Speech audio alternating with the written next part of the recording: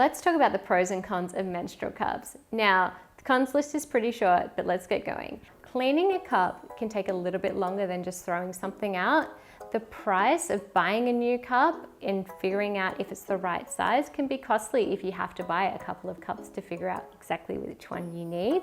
They cost between $20 to $60, so you will have to buy potentially a couple of cups to find the right size.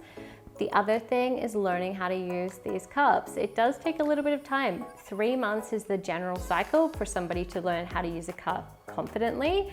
Inserting a cup isn't for everybody. Maybe your body isn't comfortable with having something inserted in it, so a menstrual cup just may not be applicable to you, or you do not identify with that part of your body. So inserting something could be quite traumatic and something very, very foreign to you.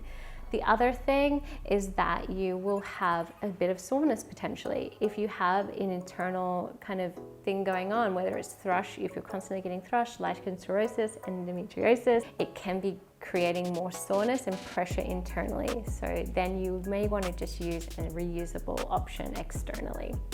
The pros though, reusable cups, they say will only last about 2 years. However, if you look after your cup and you clean it regularly, that life can double if not triple. So continually using your cup, and that's a really good economical purchase as well as an environmentally friendly one. The other great thing about cups is they are body friendly. They're not absorbing, they're not putting anything into your body or leaching out any chemicals into you if you buy a good cup. Buy a good cup, spend money on it.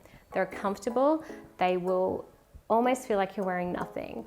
The more you use it, the more you get used to it and you start to master how to insert these and wear them internally.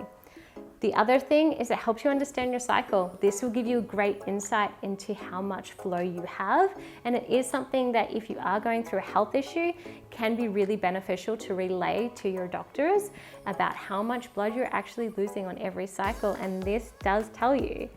I hope this video has been really helpful and informative. We could probably talk on the subject of menstrual cups for over an hour, because all of our bodies are so different and varying, and our bodies have different needs and requirements. But this is a really good fundamental standing point that you can start to figure out what you need and where you'd kind of like to start in this journey.